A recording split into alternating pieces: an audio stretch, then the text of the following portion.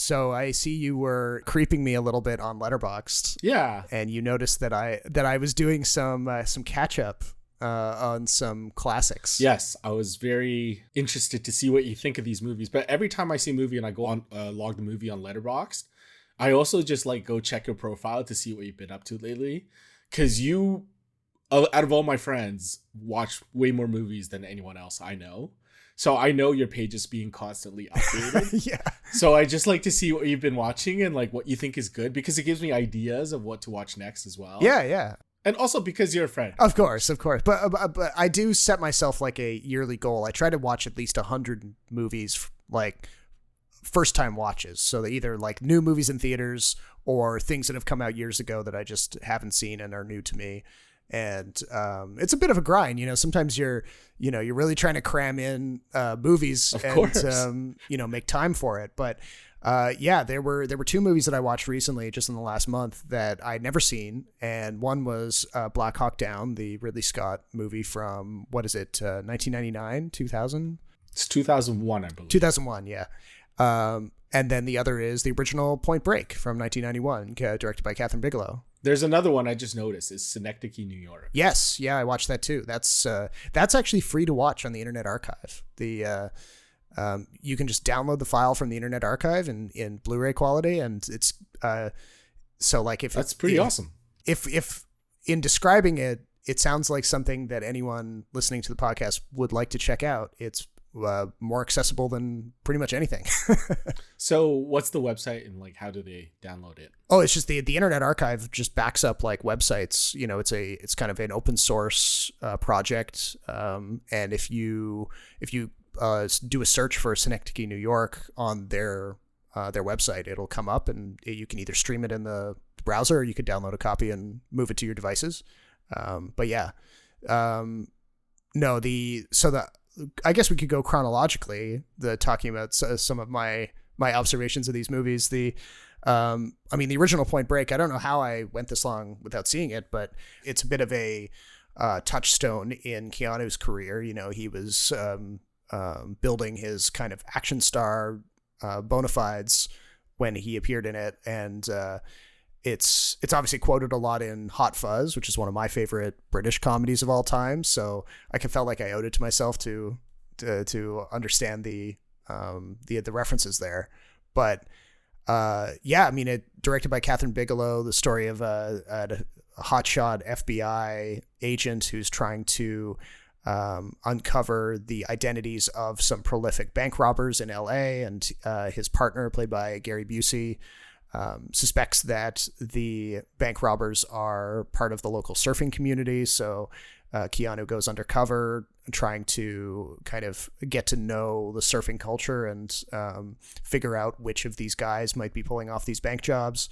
And they, of course, one of the most well-known images from the movie is how the bank robbers dress up in these masks to look like ex-presidents.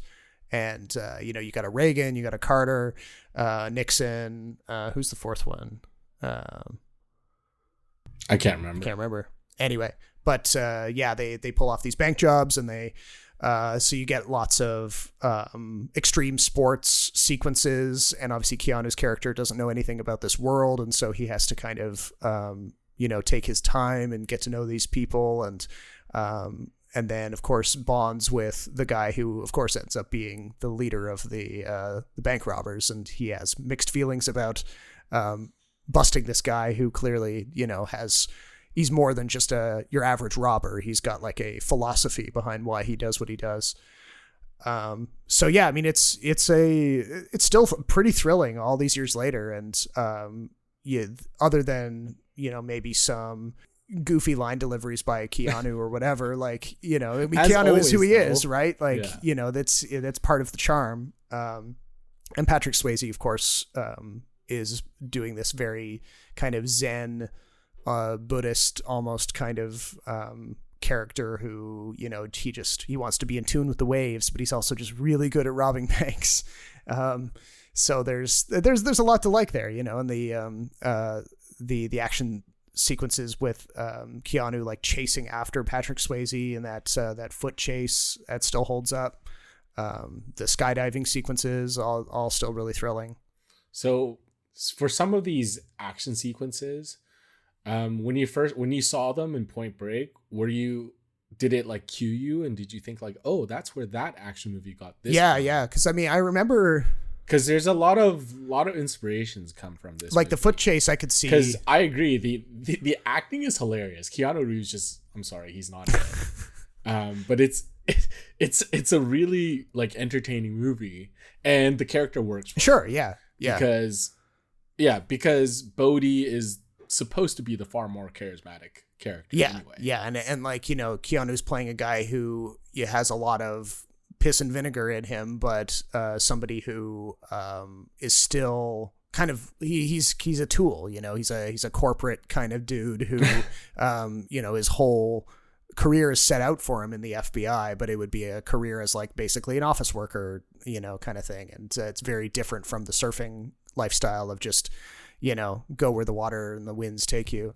So yeah. And I was like, you know, I was curious too, because I remembered when they remade it, maybe I think it was like 10 years ago now, with who was Edgar Ramirez as in the Patrick Swayze role, and some other guy playing the Keanu role. And I remember when that came out and hearing how bad it was and how kind of unnecessary it was as a remake. So I have no plans to watch that, but I felt like I was like, okay, well, I should go back to the source. I did want to ask you, so the ending where Bodhi rides the 50-foot wave. Yeah. Do you think he dies? That's definitely what the movie wants you to believe.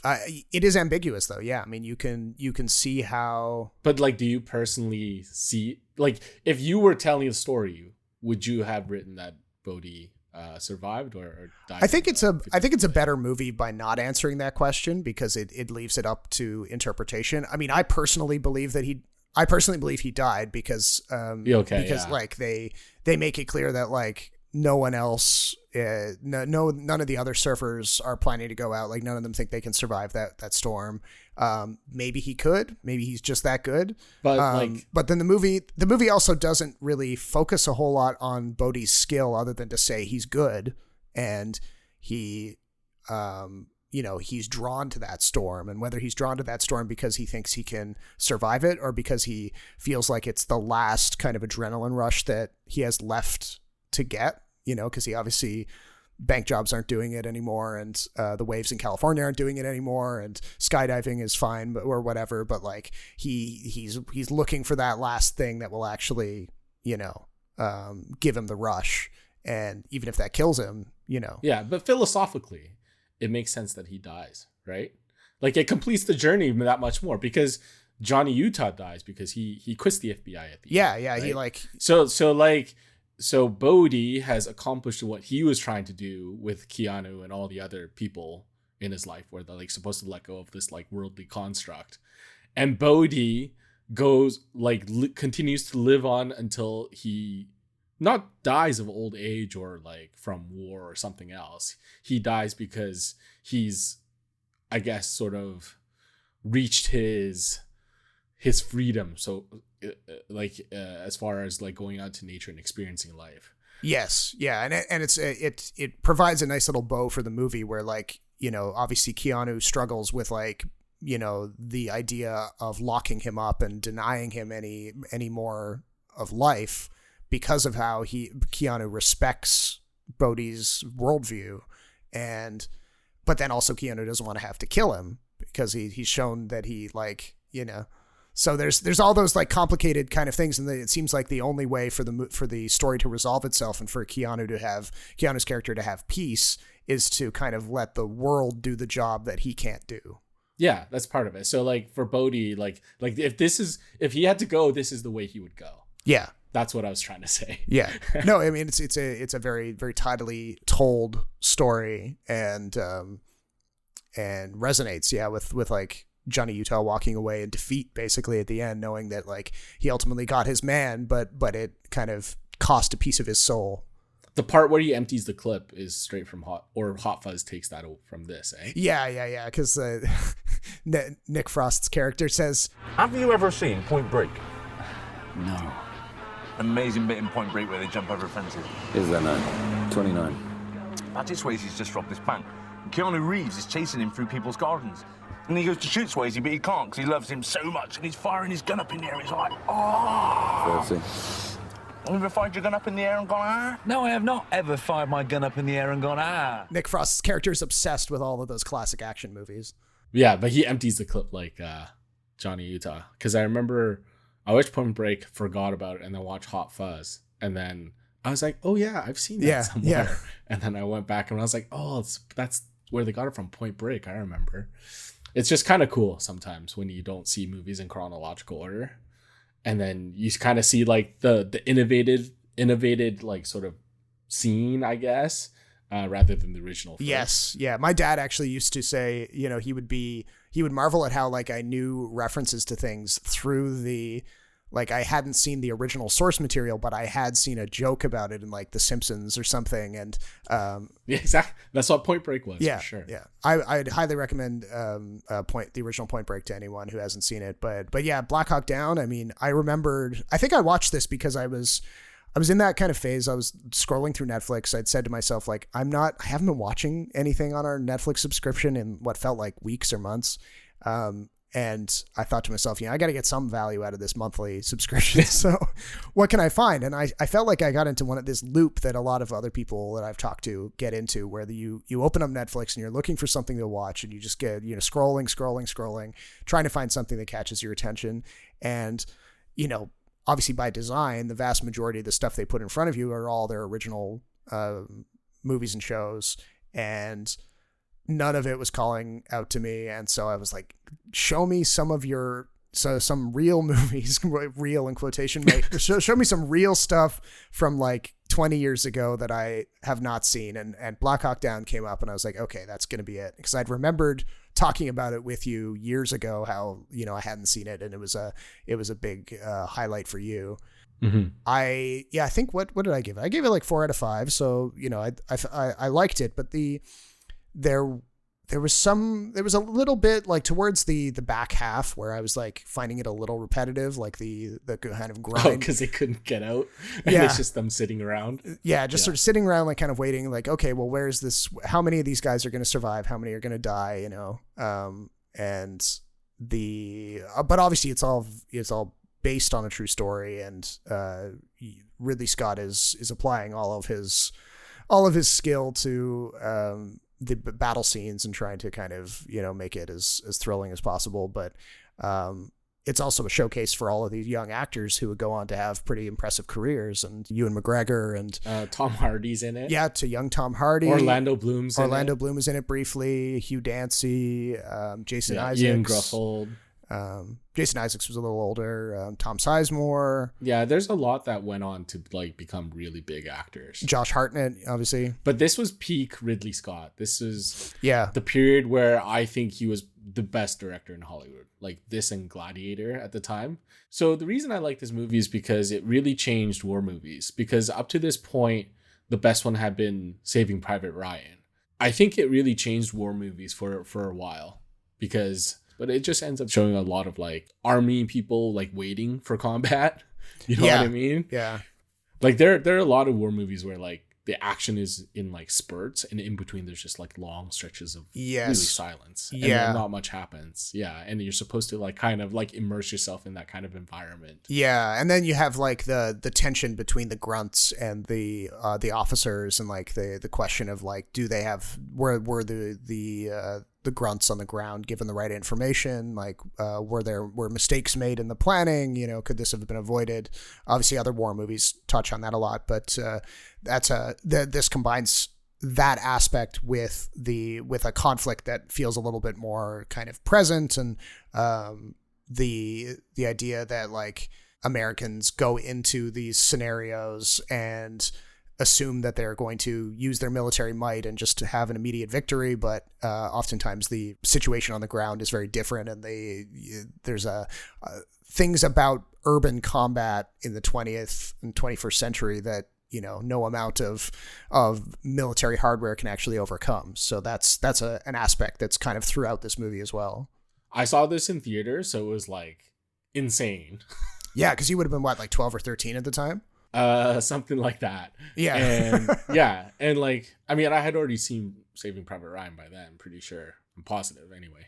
But Black Hawk Down is so intense. And I think the parts where, especially when they fight at night and some of the cinematography they use, because the events go from morning till night until the next day. Yeah. I think some of the cinematography for a war movie was incredible.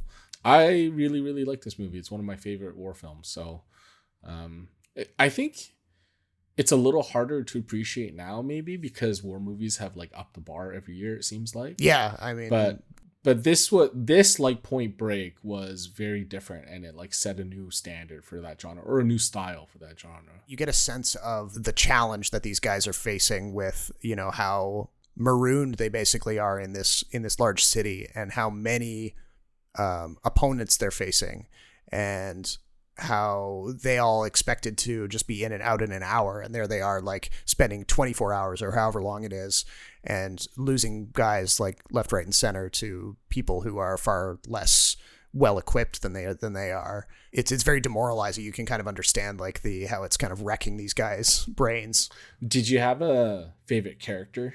A favorite soldier? That's a good question. I guess, I mean, well, I guess the closest thing the movie has to a main character is the Josh Hartnett one, who's, you know, he's put forward as a guy who maybe, you know, he's ready for command, but it's still like an immense challenge. I kind of like Ewan McGregor. I've always had a soft spot for Ewan McGregor, and he...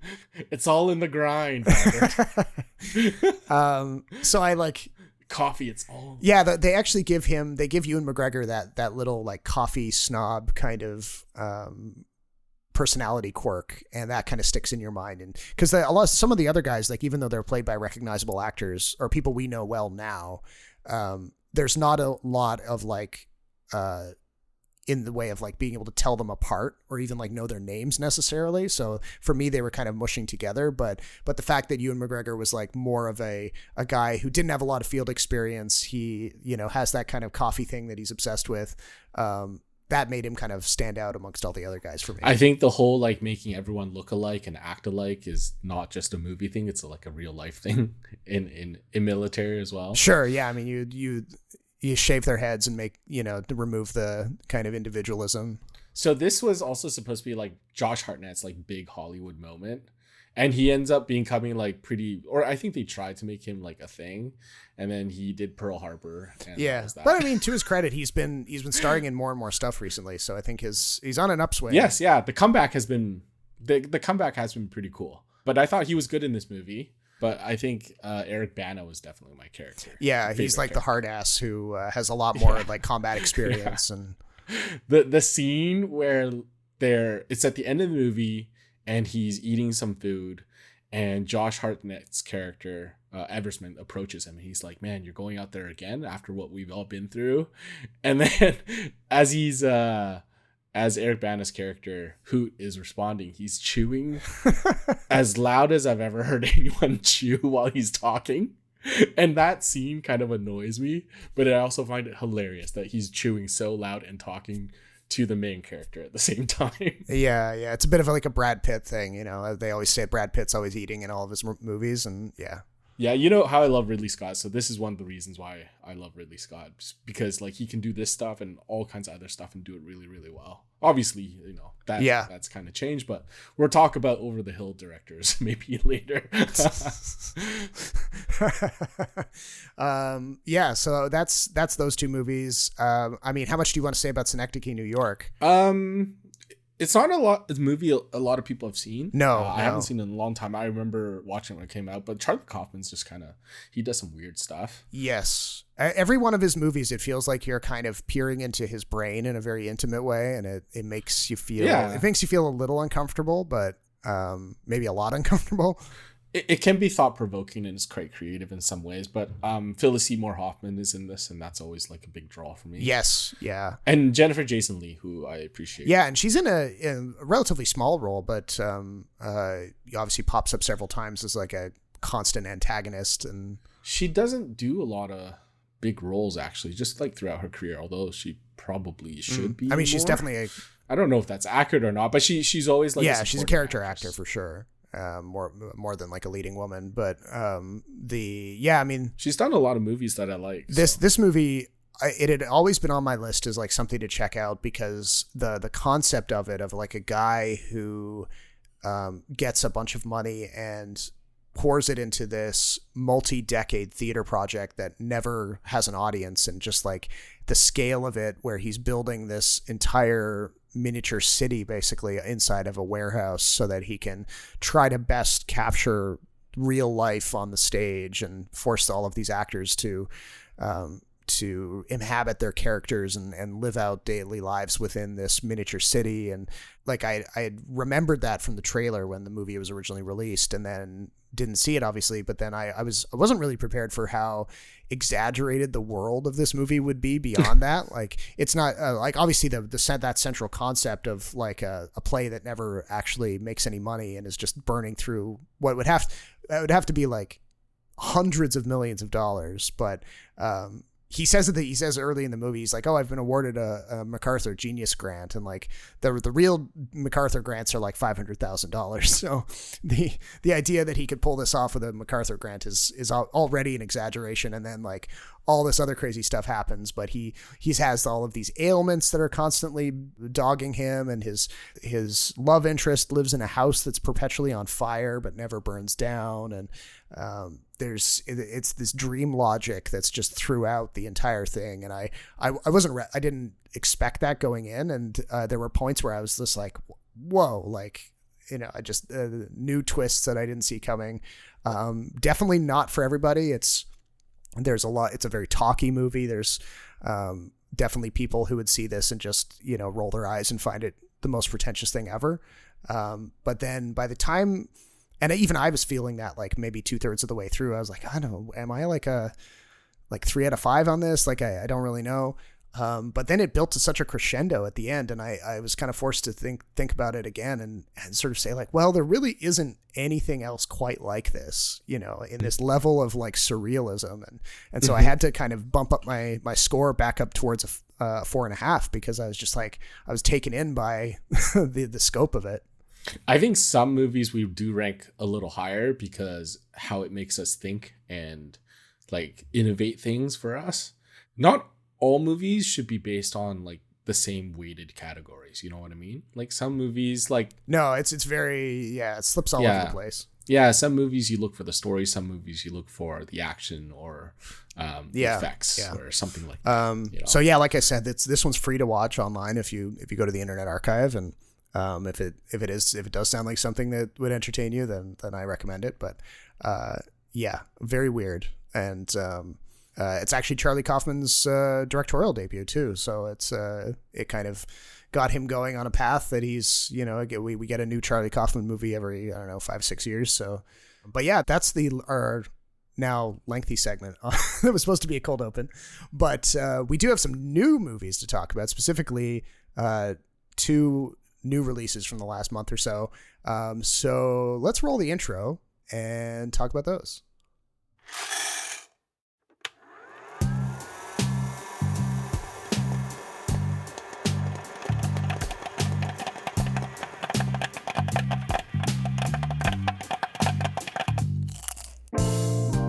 Welcome to the Extra Buttery Podcast. It's a show about movies, TV, anything with a story and actors on a screen, really. Join Jason Chan and Robert Snow's free-flowing conversation with deep dives into characters and plot with the occasional salty opinion. So get your popcorn, I got mine right here. Let's start the show!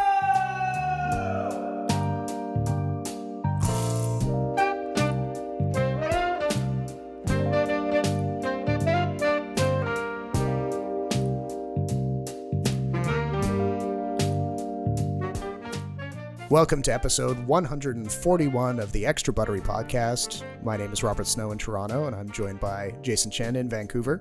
Hello, how are you, Rob? I'm doing good.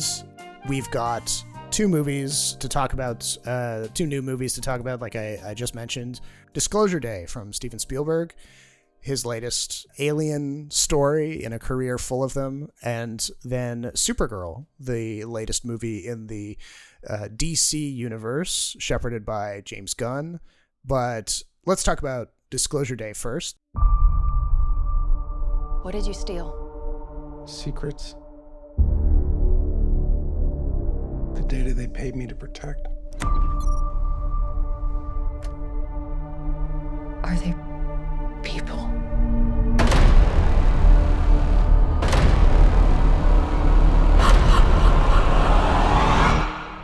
No. I remember when the studio started teasing this a couple years ago, they didn't put a name on it or really drop any details at all. They just said untitled Steven Spielberg event film. And I think that, that definitely lit up certain people's brains because everyone, is curious to know what Steven Spielberg is doing next, even if, I'm sure you'll get into this in the coming minutes, but some of his releases in the last 10, 15 years have not been nearly, living up to his famous reputation. And I'll admit, I'm kind of there with you too. I've liked some of his recent movies, but I haven't loved a lot of them.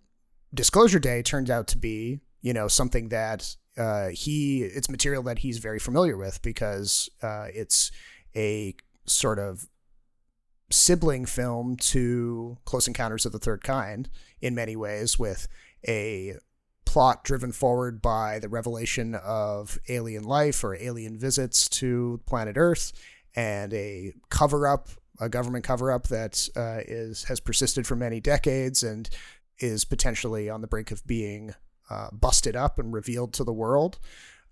So, there are a few other filmmakers with this kind of history, with this kind of material. And I have to say, it may be faint praise, but it is my favorite of his recent movies. You can't really put it in the same tier as Jurassic Park or Jaws or Close Encounters or Munich or, any of his really standout movies from his earlier career. But I have to say, there was a note of optimism, and it may be a bit some people have described it as naivete about the world that is kind of throughout this movie that spoke to me. So I did like it quite a bit, even though I can see where people would kind of roll their eyes. I definitely rolled my eyes a lot in this movie. Yeah. This movie has a really big dumb henchman problem, eh? Yeah, that is a part that kind of goes throughout it, where you wonder how do the good guys keep escaping when they're facing off with this shadowy extra governmental force that has all these resources, and they get within a hair's breadth of capturing them on multiple occasions. Sometimes they're fully detained, and then they slip the noose. Yeah, it's more how are the authorities not catching them when they're clearly 20 feet away and making a ton of noise, whispering to each other? It's that kind of thing. Yeah. I think it's like any other Steven Spielberg film, is very well made. I just found the story not very interesting. And I don't think he's really made a really interesting movie in quite some time, as we will, I guess, talk about in a bit. But you know how when you watch films and sometimes you're like, man, if the two enemies could just sit down and have a conversation, we wouldn't be having this movie or this conflict, right? I feel kind of the same way sometimes when at the end they wheel out the extraterrestrial, and I'm like, dude, you saved this for the last, and I think Steven Spielberg made really good movies for generations. Yes. But I can't feel that sometimes our expectations as audiences have shifted. What he sells, the audience doesn't really buy anymore. Because call it the Dark Knight effect. But I feel like sometimes the movies we kind of lean towards now too are more edgy. I don't find this movie edgy at all. I look at one battle after another, and I think that had a lot more social commentary. I think it was a lot edgier. I think it had a lot of not just good and bad, but really morally gray characters. Mm-hmm. Oh yeah, definitely. And I think in Disclosure Day, it's still a lot of it comes down to good guy versus bad guy, tragic bad guy, the FBI agent or authority, whoever it was, that chases them down on the train. Yes. With the other car, I have no idea why he hates him so much or why he's that evil. Yeah, that did feel like a... Or why he's so out of control. Like, there are a lot of parts in the movie what I felt were weak, and the good parts didn't stand out enough for me to really like it. I think I gave it 3.5 out of 5, just because of how... I think you did 3 out of 5, actually. 3 out of 5. Okay. Well, like, it's a well-made movie, but it's not something I would ever watch again. And I can't say that for a lot of Spielberg's really great other movies. That's fair. I mean, for me, the part that actually won me over is a part that, you know, I've read a few other reviews, and you know, it's that big showy sequence towards the end where all the alien material gets released in the news broadcast. Like, the good guys are successful. They you know, they inform the world. Robert, it's not alien. You can't use that word in this movie. What? It's extraterrestrial. They like avoid the word alien. True. Yes, you are. Yeah. So the extraterrestrial material gets released. The good guys are successful. The world stops in its tracks. Everyone, you know, the incoming or the World War III is on the precipice, and it pauses while everyone consumes this information. And the news anchor is who, you know, they cast a woman who was actually a news anchor in real life before she turned to acting. So she had all that experience of, like, you know, that kind of on-air anchor stuff to draw on. But some people found that whole sequence really groan-inducing and unbelievable, because they felt like, you know, there's in our modern media environment, there's no way that even something of this magnitude would cause everyone to stop what they were doing and look at their phones and all watch the same news broadcast and not argue over whether it was true or not, you know, so that I think was a thing that a lot of people found that fake. Really? But I liked it a lot. I thought that you know, whether or not you thought it was plausible that people would do this in this situation, that woman's performance as the news anchor really, you know, it was what she wasn't saying, you know, what she was repeating some lines. There was a lot of kind of like her just sort of reacting in real time as if like a real tragedy was happening. But obviously it's an amazing revelation about the future of the human race. And I did actually really like it. I thought that whether you believe that people would actually stop and listen to it is one thing, but that central kind of thing is very clippable, and it's something that if you never watch the rest of the movie, you could at least go back and watch that like 5-minute sequence and kind of get the sense of like where the heart of the movie is. Yeah, the anchor woman, her name's Courtney Grace, and she does a really good job. I agree with you there. I don't get that argument though. Like, just because they show a lot of people stopping dead in their tracks to see what's going on doesn't mean everyone in the world is. True. I mean, a fair amount of people are. They're probably, I mean, the news or cameraman is probably not going to show someone just like eating lunch at the park, oblivious to what's going on, because he doesn't have his phone out, you know? Like, why would a cameraman take a shot of that anyway, right? It's kind of like in superhero movies where you have any sort of news report where the whole world kind of like panics in unison or looks at something, or like Superman comes down, everyone's just like, oh, stop what you're doing. I mean, not everyone's going to do that, but it's the same sort of storytelling sort of trick, I guess, for lack of a better word, to just show like how incredible it is. But Courtney Grace's performance really, like, the amount of empathy she shows is totally taking us for like this crazy emotional journey. I think that was one of the stronger parts of the movie. Everything leading up to that point, other than maybe the initial chase, which felt like a Mission Impossible movie, to be honest. Everything leading up to that felt flat at times. It wasn't tense. How did you feel about the central kind of two performances from Emily Blunt and Josh O'Connor? So when I walked out of the movie, like in my auditorium, the movie kind of was like lukewarm, the response. So when I walked out, I got in the elevator, and this other family of 4 who had just finished watching the movie with me, and the mom clearly didn't really like it, and she just goes, "Thank God that movie had Emily Blunt." Like, just from me eavesdropping, didn't mean to be rude, but they were in the same elevator. Oh yeah, what are you gonna do? They liked it they didn't like it for the same reasons I did. And it's just like sometimes it was slow. The message wasn't all that strong or clear. Awe factor with some of the Spielberg sci-fi movies wasn't there at all. Just pretty flat and straight. So that's why I gave it 3 out of 5 is watchable for me. Like, it's not a bad movie. Yeah.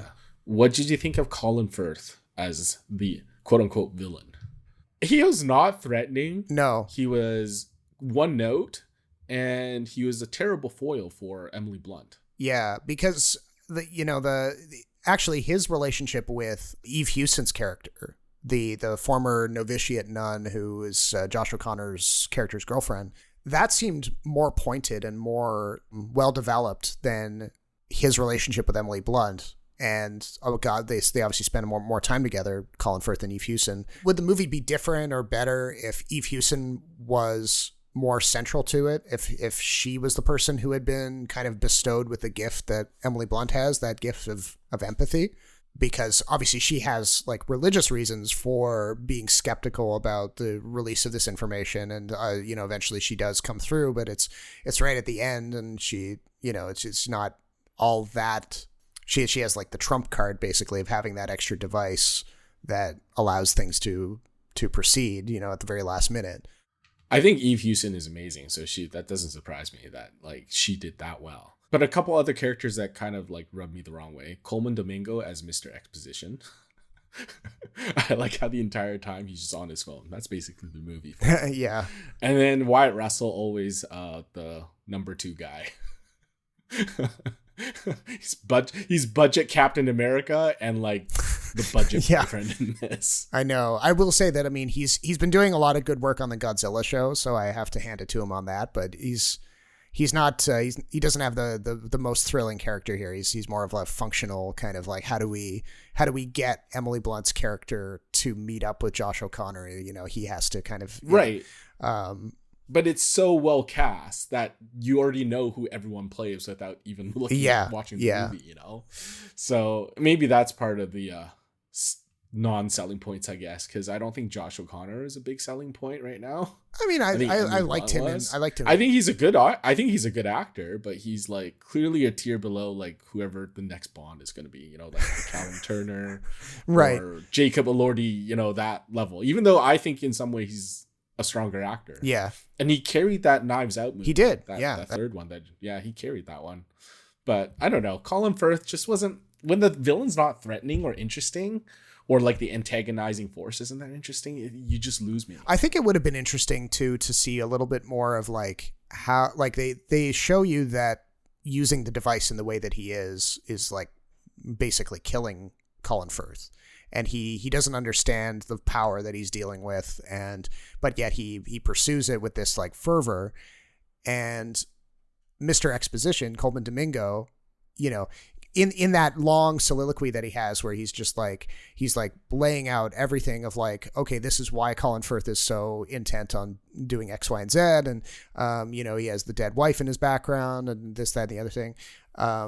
It would have been nice if like, I don't know, that had been handled a little differently, maybe a little bit less revealed in dialogue, maybe a little bit more shown with like some of Colin Firth's actions, or I don't know, but it's, he basically kind of gives up at the end, no matter, despite, having so many resources at his disposal. He just sort of says, oh, well, I've been bested. And he just sort of sits down in the chair. And I get that he's like, the device has been killing him, but it's a weird kind of thing for his character to suddenly do. I thought it was okay, actually. I kind of like the part where he just accepts defeat.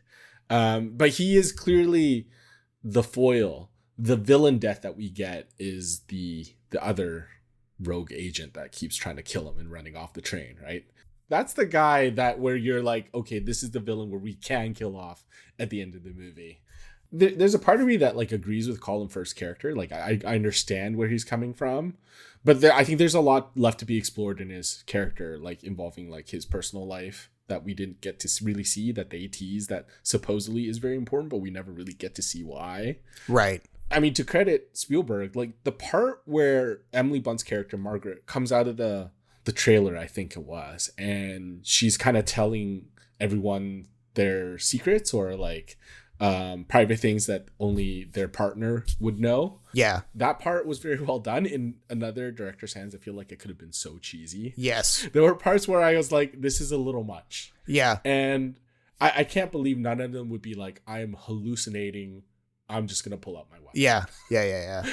or just freak out a bit more. And I would have liked a little bit more information about that villain that you mentioned, like how he touches the device with his bare hands at one point, and it takes him somewhere. He goes somewhere, and then he comes back, and is and right. Like it's unclear if his.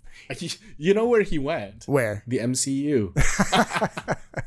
You wonder, like, oh, is his intensity with pursuing Josh O'Connor and Emily Blunt's characters, is that because he's been changed some way by the device? Like, you know, it would have been interesting to see like what exactly happened to him, because he pops back and then suddenly he's a little bit more determined to catch them than Colin Firth is. Yeah, he directly disobeys his boss. Yeah, and at some point you're like, what's your deal, man? Like, yeah. How has Emily Blunt and Josh O'Connor aggrieved you so much that you are the way you are?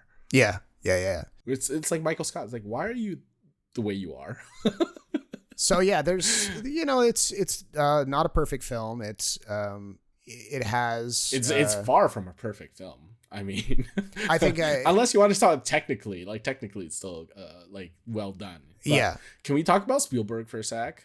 Yes. Okay. So, you know how I said the films he makes now don't really sell today because of the content and because his style feels a little outdated? Sure. Yeah. Would you agree or disagree? I mean, he hasn't been like he hasn't had a true flop by any means, in the sense of like losing money. I mean, Disclosure Day may be on the road to not being the most profitable thing. But Crystal Skull was a bit of a flop. No, not money wise. Like, you know, it made enough money to get a sequel made. So I mean, if that's the metric for film success, right? Like, it didn't kill the franchise. But obviously, there was a lot of fans who did not like it and found it goofy. There was a sequel to Kingdom of the Crystal Skull? Yeah, The Dial of Destiny. Oh, right.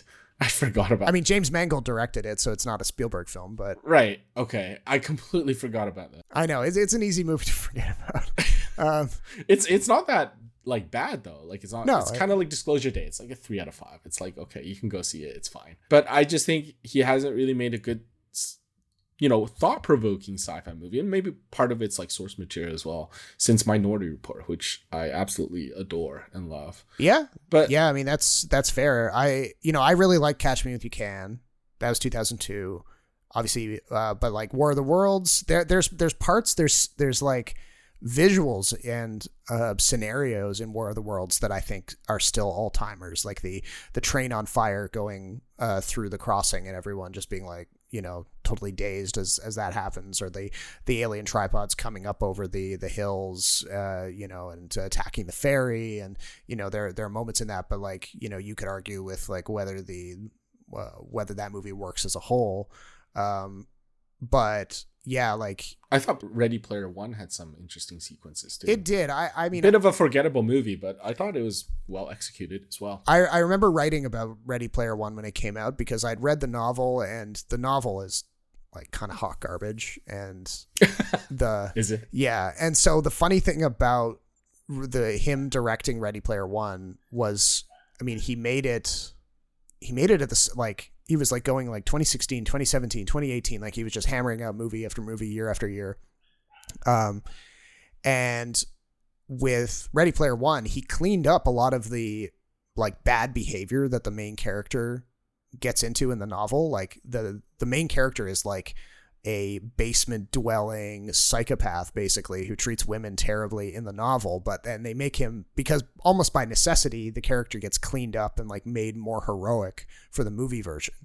And so Spielberg's like work behind the scenes there is interesting, because he's making that story into something that it wasn't originally. And you could argue, like, is that the right way to do that or not? So that, I mean, that's just something that I was familiar with because I read the novel. Does the main character in the novel also become a hero in the end as well, or no? I mean, he wins the contest and gets all the money in the world, and, you know, basically compels his girlfriend to get back together with him, even though he was being gross towards her. So, you know, it leaves a weird taste in your mouth. Not to mention it rewards that kind of like, you know, nerd behavior of just being like, I know absolutely everything there is to know about every pop culture thing. And, you know, nobody, you know, you're a lesser fan if you don't have like a amazing memory about every random detail.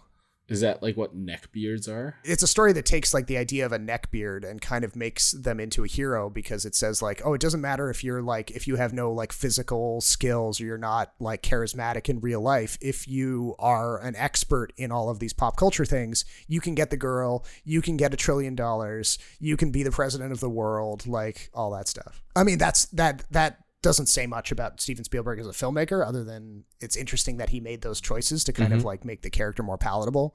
But I mean, I think that's all like his sci-fi work. I like The Fabelmans. That was his most recent thing. He's telling a much more personal story with that, which is interesting. He'd never done anything like that before. Did you like The Fabelmans when it came out? Not really, no. I didn't care much for it. It felt like a biographical story that I'd never signed up for. Okay. Does that make sense? Yeah. I mean, if you weren't all that interested in his background and you didn't really want to, some people accuse it of being like a therapy session or whatever in movie form. And yeah, that doesn't always work. A little bit of a navel gaze for sure. Put it this way. If does he still have a few more movies left in him? If he came out with something else, would you go to see it, or do you think he's done? I'd probably go see it just because it's Spielberg. But I'm at the point where I don't expect it to be anything great anymore. Like, it's not the same way as a Nolan movie. Yeah, and they're like both of these guys are making. They're both at like very different kind of phases of their careers too. Like Nolan has no trouble getting the money he needs to make the movies he wants, and then well, neither does Spielberg, but it's just that Spielberg's prime is probably not now like Nolan's. Yeah. Like Spielberg's best work, like we said, was from like 20-30 years ago now. Yeah, I mean, he'll always be able to make any movie he wants because he's Spielberg. And like I said, it's just a matter of like, how good is it? How much appeal does it have? Because if I'm not wrong, Disclosure Date is probably going to lose money. Yeah, I mean, it probably won't be super profitable. I don't know if it'll actually lose money in the end, but it's not a financial like success by modern Hollywood standards. I guess not. But the audience score and like the critic score hasn't been great either. I think a lot of people recognize that this is not like Spielberg's best work, but it's Spielberg, so it's notable. Yeah. So turning our attention over to Supergirl. Here's the thing. My cousin and I have very different ideas about what it means to be a hero.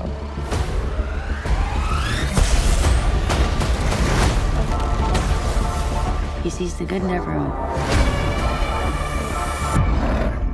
And I see the truth. The second movie in this newly rebooted cinematic universe, if we're still calling them that. I mean, that phrase has been used to death, so I don't even know. But when Superman came out last year, it was this movie that I remember we talked about it at the time. Like it's seeking to do so much, setting the scene for these new versions of these characters, the new take on it, something that's a lot more colorful, a lot more maybe optimistic compared to the Zack Snyder stuff. Where Superman as a movie felt like it was very overstuffed. It was like 2 or 3 movies in one, for me at least. Like to its credit, it trusts the viewer to get on its speed very quickly, and it doesn't waste a lot of time introducing us to Superman's origin story or anything like that. It just kind of throws us in the middle of the action and says, all right, he's been Superman for a few years. He's facing his biggest challenge yet. Here's like dozens of characters for you to catch up on, good guys and bad guys. They tease at the end, towards the end of that movie, they tease that his cousin Kara is already on Earth, and her dog Crypto is the one that's been buzzing around Superman, causing a lot of chaos and helping out in the best way that he can with defeating Lex Luthor. So I guess they felt like, okay, this Kara's story is the next one we're going to tell in this new series. And they decided to do it as like a sci-fi movie where she spends almost all of her time in the movie on other planets. They talk about how she's still grieving the loss of the planet of Krypton. She was not as lucky as Clark. She didn't get sent to Earth as a baby to kind of get to know the planet and fall in love with it. She was stuck on a fragment of Krypton that her father had preserved in this like force field out in space. And she watched a lot of her fellow Kryptonians die of like kryptonite poisoning or whatever. And then she made it to Earth, as an adult basically. And doesn't have the same connection with the people of Earth, doesn't really feel driven to help them in the same way that Clark does.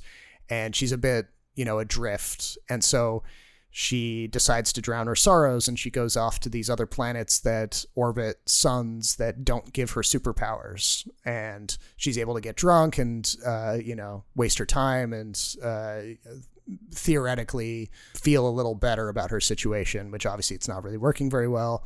And, on paper, that it makes sense as a character sketch. You see what Superman is like, and then you contrast it with a different person from his family who has a very different outlook on life. I mean, at least for me, this movie it felt a little thin. Where the Superman movie from last year was overstuffed, this felt like underwritten, and it just didn't have enough like sci-fi weirdness to kind of really jump off the screen and kind of catch your attention. And the main villain was kind of just like he felt like an orc from Lord of the Rings, like just sort of stomping around. He was a very stock villain. Everything about this movie is stock. That's why it doesn't really captivate, because they don't really do anything that we didn't expect or have not seen already. Yes. I was actually surprised in the marketing material how much Superman we see in this movie. And I kind of reminds me of the Superman problem, where back when they're doing a Henry Cavill Superman movie, they didn't know if he alone would sell, so they needed to include Batman. Yes. To make people to come see the movie. And so I get this feeling that maybe they thought the same here too, where like if Superman was in this movie, we'd have an easier time selling it, right? Or it would sell better, something along those lines. Because I'm with you, I find all the characters either underbaked or uninteresting. They're pretty one note. The villain's one note. I mean, he's kind of giving his best performance given what he has, but we don't really know who Krem of the Yellow Hills really is. Yeah. Like how he came to be. And sometimes certain origins maybe are better left untold, but I feel like in this case, because it's an origin story, I would like to see a different parallel than just Supergirl versus Superman. Yeah. Maybe Supergirl and the villain, like kind of like how Superman and Lex Luthor kind of grow old together. Yeah. And you kind of understand like the conflict that much more. I thought Lobo was just there for, giggles. Basically. I'm not quite sure what his character does or is, other than smoke cigar and write like a chopper and beat people up. And I just feel like it could be a lot more interesting than that. Even Amelia Alcock as Kara, as sort of the coming of age story part. I feel like we've seen this in all these others, 2000s, mid 2000s coming of age story about a woman going going through like difficulties in like the professional life, career, adulthood, that kind of thing. Yeah. So her getting drunk and being hilarious and fighting people in a bar fight essentially is kind of interesting for a while, but it's not something we haven't really seen before. And it also her arc is not super well defined, because she gets beaten down a little bit. She gets, exposed to kryptonite in that, like a kryptonite sun or whatever, so a sun that drains her of her powers and makes her feel, like she's going to die. And then she has a flashback sequence where she kind of thinks about her whole life up until that point. And then she's just like, oh, okay, I guess I'll put on the Supergirl suit when I feel better and go and be a hero. Yeah. And it just feels, that's where it really feels underwritten, because you understand where she came from. You understand, things that brought her to this point, but you don't really know how she arrived, like what changed her mind, basically. And it's harder to relate to her in that sense. And then she has to make this moral choice at the end of the film, or what to do with Krem, a guy who, has obviously killed a bunch of people in cold blood. He's a sex trafficker, all this stuff. And she has to decide, like, am I the person who takes him out of the world, who kills him for what he's done? Do I pass judgment, or do I let the girl who has like a claim of vengeance against him do it and wreck her life with the guilt about this choice. See, that's a sort of like plot point or narrative sort of storytelling choice that I didn't really quite get. Like, wouldn't the lesson, if Supergirl has indeed her lesson that killing doesn't, solve things. Yeah. Why did she kill Krem? I don't. Yeah. She's being a hypocrite in my mind by doing that. Yeah, and I think a lot of people agree with that. That finding. They find it confusing that she would make that choice to spare Ruthie, the young girl who hires her. And it's not entirely clear how angry or how sad Kara gets from like how did she learn that lesson? Yeah, and that's where what is it that made her feel that way, because she feels that it's important for other characters to do that, but she doesn't follow her own advice. The other thing that really killed me about the movie too is just the ways that they try to have like a lot of craft on display, a lot of production quality by having like the practical alien costumes, like in that bus sequence where she's traveling, she doesn't have her powers and she's they're waylaid by robbers or whatever. Like there's a lot of great production techniques on display there, and they've obviously tried to build out this world and make it feel lived in, kind of almost like Star Wars or something. But there are also times where it feels kind of cheap and empty, and like the world, all of the different alien planets look basically the same. They're all kind of like rocky deserts, and there's not a lot of like variety there.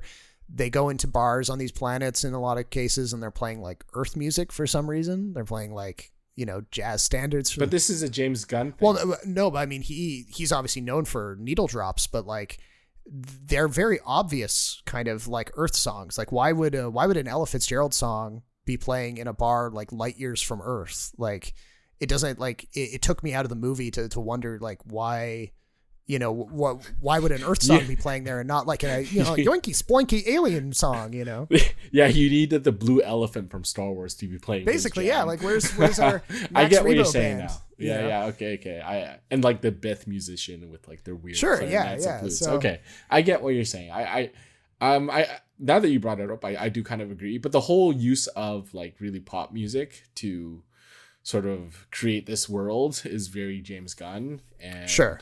Yeah. I just hope it doesn't permeate throughout the entire DC universe film movies that are coming out, because I don't think it's suitable for every character, and I kind of wish they have more variety. Like this movie could have been directed by James Gunn, and I feel like I don't know if I would have seen the difference. Yeah.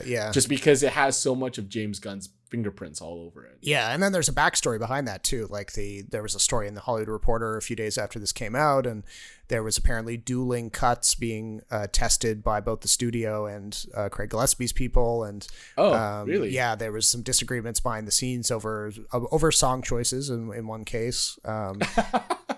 See, this is a problem. It's not story choice that's they're arguing over, it's song choice. Yeah. And apparently in the director's version, he had more with Krem. He had like 10 or 12 minutes that focused more on Krem and gave you more information there. Maybe that would have helped. I don't know, but they ended up going with the studio's version. So, I don't think you're wrong to identify, a little bit more of James Gunn's hands behind the scenes. Okay. So in the version we got. So what happened there with the two dueling cuts? Well, I think they were. Don't you think this is what's wrong with that movie? It's been focus grouped too much. Possibly. Yeah. I mean, because the entire film is very much paint by numbers. It's very generic. Yes.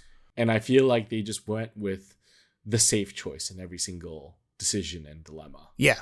And story choice. And I think what you get is passable movie, but still not very interesting.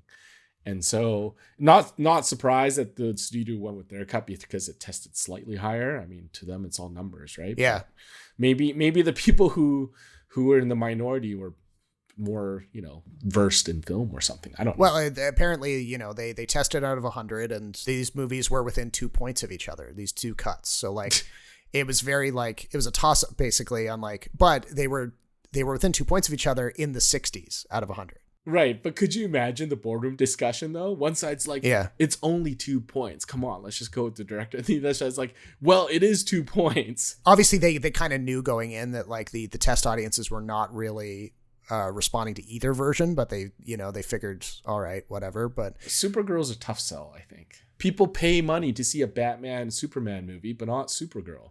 Like, it's just not a character that's a big draw. That's why Guardians of the Galaxy was such a huge success, because people were like, who the hell are the Guardians of the Galaxy? It became this like huge, massive hit. Yeah. And that was just like from obscurity. But I feel like there's been Supergirl productions in the past, a lot of them, and a lot of them are good. Yeah. But it just never sells that well. It's kind of like certain superheroes who are like kind of B-list. Yeah. Where it's just not going to sell.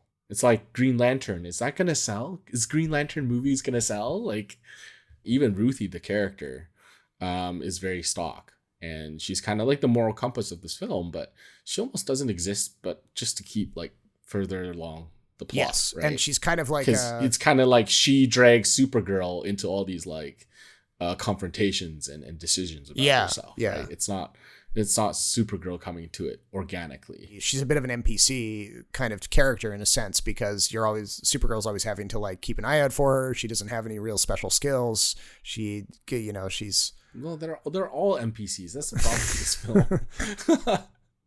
film. Do you think we'll get a sequel? A second Supergirl? Yeah. Maybe down the line. I don't know. I mean, I guess it has to. Supergirl and like a Supergirl Superman team up film doesn't count. I'm talking about standalone. Yeah, I have no idea. Like, does this franchise have the kind of legs under it that the MCU does? I would be shocked. I would be shocked if they made a second Supergirl. Because obviously you think about, the constant comparison is the MCU. I mean, the MCU has made 40 movies at this point. They've made multiple installments with some of their key characters. And then the question is Supergirl interesting enough to get that same treatment? And I mean, based on this, I would say no, because there's. But I think it could be. Yeah, if you have the right angle on it, sure. I mean, you see where she goes as a character, because right now she's basically back to being a hero from or at least a begrudging hero. She's putting the Bender kind of stuff behind her, and until the next Bender.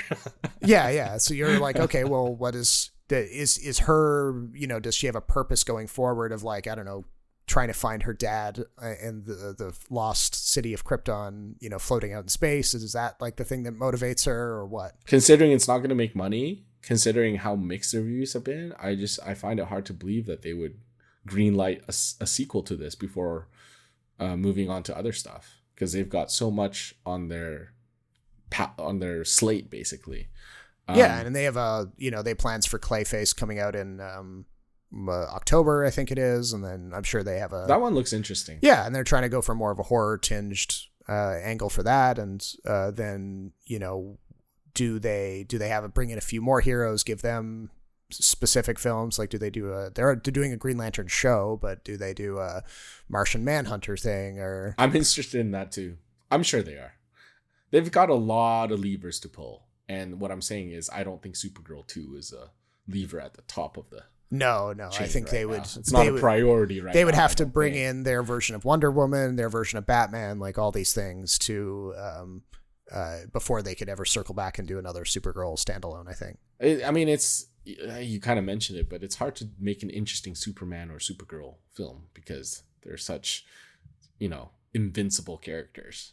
Yeah. Yeah, that's. Although funnily enough, the show Invincible does a good job of like, going through the like superhero argument and like how it affects their personal lives and stuff. But I don't know if it would work in this world right now that we have with James Gunn. Yeah, I mean, there's always a new version of Kryptonite that they can whip out to have a new weakness. Also, I'm also glad that Krypto isn't in this movie very much. He's a lot. He took over the show too much on Superman. Well, he took over the movie and he became the main character. And I think maybe they kind of felt that because Supergirl's like story is that much more important because we don't know as much about her as we do Superman. Yeah. So, but I'm also disappointed that they kind of ruined the movie in the trailer too, where they show Krypto getting shot by Krem and then her having to basically save the dog. Yeah. Like what happened to movie trailers that just showed you like snippets of certain things and didn't reveal the whole plot, because I felt like it did kind of kill some of the intrigue going in because one of the intrigue was, how are they going to reintroduce this character? What's the conflict going to be? What's the appeal of this character is going to be? And then once you saw the trailer and people are like, oh, this seems like a John Wick type movie, kind of loses its appeal and intrigue and mystery a little bit. Yeah, it's a question of like, is that story enough to keep it going? And especially when like Krem has got lots of other reasons to be pursued. You know, he's yeah. I mean, it's a plot that works for John Wick. I just don't know if it's a plot that works for Supergirl. Yeah. They do I think a better job of world building, like in terms of like outer space, than Superman did. Yeah, because I mean Superman is much more Earth based to the story, and yeah, exactly. I think it's fair to give them a few more releases to figure out, you know, where they're going with their project. Like, you know, how do they rush their way to a team up film like Zack Snyder's stuff did? Or I don't care what they put out next, it's just as long as it's good and different. So the Clayface thing looks really interesting because it's so different, right? That gives me hope. Yeah, and it's a villain oriented thing rather than a hero oriented thing. Yeah, exactly. It's kind of like how the MCU people think of the films, but there are actually a lot of like really fantastic like TV shows and shorts that kind of build the whole universe that are really interesting. Yeah. But you got to make these blockbusters a certain way for them to sell according to focus groups, right? So yeah, and then of course, you know, we're in a different kind of situation with the audience too. You know, when the MCU was fresh and new, people were very keen on this kind of stuff, and they wanted more and more and more of it, and they rewarded Disney with the box office, and it lit a fire under them, and they kept it up. And you know, there's only so many of these things that you can release before people start to get a little tired of it. So yeah, I think people got tired of it because the Infinity War kind of ended, and no one was really interested in more in what happened after that. Yeah, I mean, it was a great ending for, you know, if they had ended it there, I think a lot of people would have been pretty happy with it. But this is a problem with comics, right? Like, there's always new ones every year with the same characters, and there's always different stories. It never really ends. So, kind of like a victim of its own success, I should say. Yes, in many ways. Yep. The more you make, the less special it seems. Did you have any thoughts about Millie Alcock as Supergirl? It was a fine performance. I hadn't seen her in very much. I know she was in House of the Dragons, but I hadn't seen that, so I wasn't super familiar with her. I think she's an interesting pick for the role. She's got an interesting face. So what do you mean by that? She's got an interesting face. Just like, the way you said it. Sorry. She doesn't strike me as the kind of like the central casting, you know, if that makes sense. Like she doesn't have that kind of like stereotypical model perfect kind of face that you would instantly think of like, oh, you're gonna be like a Wonder Woman or something. Like, she's not. She definitely feels different from like Helen Slater and in even Melissa Benoist. Yes, yeah. Benoist. So it's Benoist, from the TV show. Yeah. Even Sasha Calle in The Flash as Supergirl, I thought she was pretty cool. Yeah, a different take. But I thought Millie Alcock was fine. Yeah, she was fine. You know, I think it's more the movie around her that kind of lets her down a little bit. I tend to agree with you. Yeah, so too bad about that one, but hopefully Clayface is better. And I mean, I'm really curious to see if they tackle Batman while Robert Pattinson is doing his thing. Maybe not with a film, but like as a side character or something. Could be they mention in like that universe. But yeah, how excited for you, by the way, for the Batman 2? Very, very. Because I mean, did you watch any of The Penguin? Of course. I told you to watch it, I think. Oh, maybe, yeah. I mean, I love The Penguin. I thought it was... Yeah, The Penguin was fantastic. It built out the world of the first, the Batman so well, and it... Colin Farrell deserves so much more credit. Yeah. So, yeah, I'm very excited for what they do with the next one. And I think they're tackling Batman in the like the way that I like to see the character handled. Very, very, you know, drawing on the comics in a really interesting way. So it begs the question, like, does the Batman from the James Gunn movies, does he end up being more of like a Adam West, like 60s Batman who's a little more colorful and goofy as a contrast to what they're doing with Robert Pattinson's version? That would be really funny to me. Don't you think it has to be? a different Batman. The tones are so dissimilar that there's no way Robert Pattinson's Batman's going to work in Corn Sweat's No, that's what I mean. world, So like, or vice versa. And I'm very curious because we haven't really seen a goofy Batman since the 90s, like since the Val Kilmer and George Clooney ones. We've seen it in animated shows. There's been lots of like, I don't think goofy would be the right word, but I do definitely feel like it's the Batman we see in The Flash. yeah, because I mean that's Michael Keaton, and like that's, you know, even the Tim Burton stuff was a little bit more like in the spirit of the 60s style of like, Right, but I'm saying I don't think we'll go back to the Adam West because sure, that might be too far. It's so like off the balls, like crazy. It's so unbelievable. It's almost like a clown show if you watch the Adam West. A more colorful world, like a little more lighthearted, not so brooding. Less brooding, like there's more jokes, more like instead of having like all black outfit, he's got like a bit more blue and yellow and stuff. Like, it would be fun to see if they take on that a little bit and, you know, move away from the Christopher Nolan or Zack Snyder stuff a little bit. Mm-hmm. Mm-hmm. But yeah, that is Supergirl. I can't say don't watch it, but I also like, I mean, if you really love comic book movies, it's fine. I think that's the review for both movies. It's fine. It's fine. Like if you're interested for whatever reason, sure, go see it. Support the movies, you know? Yeah. That'd be my number one reason to tell you to go see it. But I don't feel like it's like a waste of money or anything like that. No.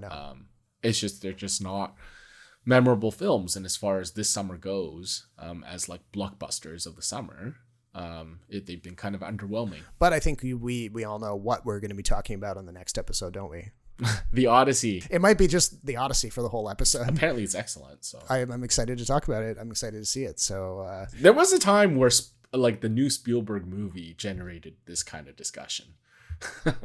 But not so much anymore. These things, that's the whole like, you know, thing about being a director is, you know, when do you know that your time is up? When do you know that you have not as much new stuff to say? And some directors get there at the right points and they close things out well, and other directors they kind of peter out. Hey, I'm not saying Spielberg is petering out, but I'm just saying, you know, when's the last time you watched a Robert Zemeckis film? Exactly. Yeah, that is a great example. Yeah. He's making movies where the camera doesn't move for however like 2 hours and it's just one shot from a corner of a room, and you're like, you know, I see what you're trying to do, but it doesn't make it fun to watch. He makes too much like uncanny valley type stuff for me too. Yeah, too many experiments with, you know, technology. Or it's just like, how do you not find this unnerving, you know? Yeah.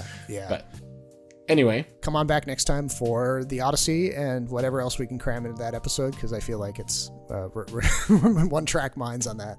Yeah, it's going to be a full episode. Until then, my name is Robert Snow in Toronto. And my name is Jason Chen in Vancouver. Thank you for listening, and we'll talk to you next time.